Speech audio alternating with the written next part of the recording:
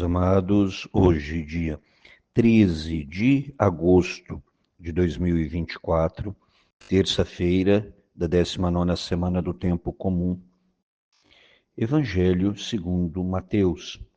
Naquele tempo, os discípulos aproximaram-se de Jesus e perguntaram: quem é o maior no reino dos céus? Jesus chamou uma criança, colocou-a no meio deles e disse: em verdade eu vos digo, se não vos converterdes e não vos tornardes como crianças, não entrareis no reino dos céus.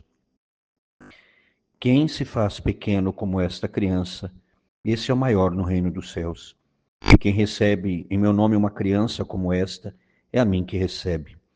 Não desprezeis nenhum desses pequeninos, pois eu vos digo que os seus anjos nos céus veem sem cessar a face do meu Pai que está nos céus. O que vos parece?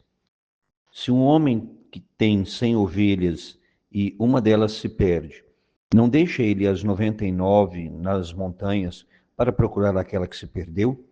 Em verdade vos digo, se ele a encontrar, ficará mais feliz com ela do que com as 99 que não se perderam.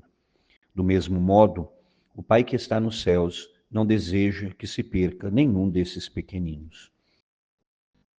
Queridos irmãos e irmãs, nós vemos aqui Jesus de forma muito clara falando aos seus discípulos como deve ser a atitude deles. Quando é que Jesus fala de criança, às vezes a gente pensa no sentido da humildade também, mas acima de tudo, a criança ela tem necessidade de tudo e de todos. A criança, ela não, geralmente ela é muito dependente. E assim também, aquele que segue Jesus, um verdadeiro seguidor de Jesus, ele tem que se sentir também dependente de Deus. Ele tem que confiar na misericórdia, na providência de Deus. E é isso que o Senhor fala. Então, quem é o maior?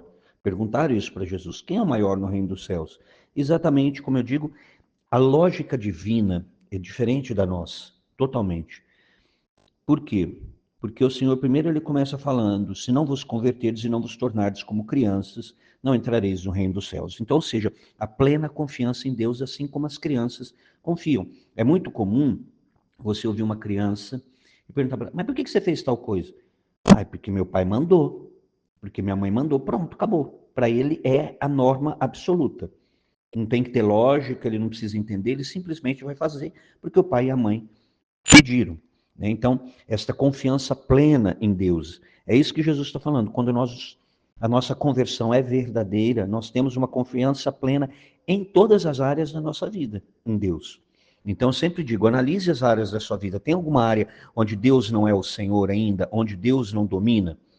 Então, aquela área precisa de conversão. Então, é importante a gente ver isso. E aí, Jesus vai dizer: quem se faz pequeno como esta criança, porque Jesus pegou uma criança, e lembremos que na cultura judaica, a criança, gente, não era nem, ela só passava a ser considerada alguém na sociedade, principalmente o menino, né?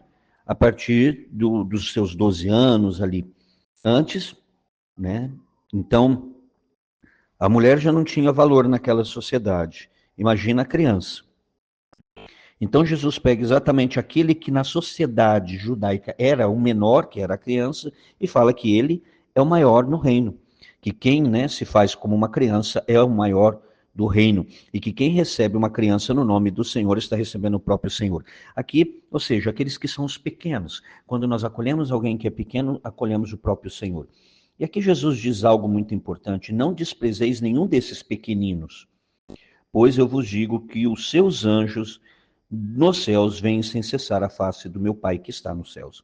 Então aqui Jesus fala também do anjo da guarda, né? O anjo desses pequeninos, que a igreja chama de anjo da guarda. Depois você vai ver também em Atos dos Apóstolos 12, 15, falando do anjo de Pedro. Então, ou seja, Deus nos dá um anjo, e as escrituras assim dizem, para que cuide, para que nos proteja, para que nos leve sempre mais próximo do Senhor. Então, e essas crianças que a sociedade judaica desprezava, o Senhor fala: olha, os anjos deles estão diante de Deus, diante do Pai. E aí Jesus conta uma pequena parábola que a gente conhece bem, Ele diz, se um homem tem 100 ovelhas e perde uma, ele não vai deixar as 99 e vai procurar outra até encontrar, e quando encontrar vai ficar feliz e tal, muito mais do que aquelas 99 que não se perderam. E aí ele fala que do mesmo modo o Pai que está no céu não deseja que se perca nenhum desses pequeninos.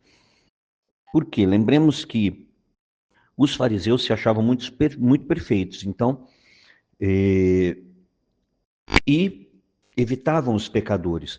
Aqui o pecador é aquela ideia da ovelha que é desviada, que conhece o Senhor já, porque ele está falando aqui que é uma ovelha que já pertence ao rebanho, mas que num dado momento ela se desvia, mas o Senhor não desiste, ele vai atrás e ele busca. Então o Senhor busca os pecadores.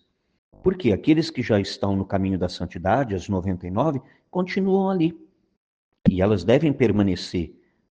Mas se uma delas se desvia, o Senhor não vai desistir, o Senhor vai atrás até conseguir recuperá-la, porque esse é o desejo de Deus, que todos nós nos salvemos. E, Senhor, diante desta palavra, nós pedimos esta graça de nos tornarmos pequeninos. Santa Teresinha do Menino Jesus compreendeu muito bem tudo isso. Buscar, Senhor, o último lugar, a pequena via. E hoje, Senhor, no Brasil nós celebramos Santa Dulce dos Pobres, que fez um grande trabalho com os pequeninos, aqueles mais desvalidos na Bahia. Que hoje, Senhor, nós possamos também aprender a socorrer estes pequeninos, que têm os seus anjos que estão diante da presença do Senhor. E que nós, Senhor, não nos percamos jamais, mas permanecemos sempre fiéis no seu rebanho. Mãe querida, mais uma vez pedimos a tua santa intercessão, suplica por todos nós e suplica de forma especial pelo Brasil. Ave Maria, cheia de graça, o Senhor é convosco. Bendita sois vós entre as mulheres e bendito é o fruto do vosso ventre, Jesus. Santa Maria, Mãe de Deus, rogai por nós, pecadores, agora e na hora de nossa morte. Amém. E que desça sobre você, meu irmão e minha irmã, pela intercessão da Virgem Santíssima e de Santa Dulce dos Pobres, a bênção do Deus Todo-Poderoso, Pai e Filho e Espírito Santo. Amém.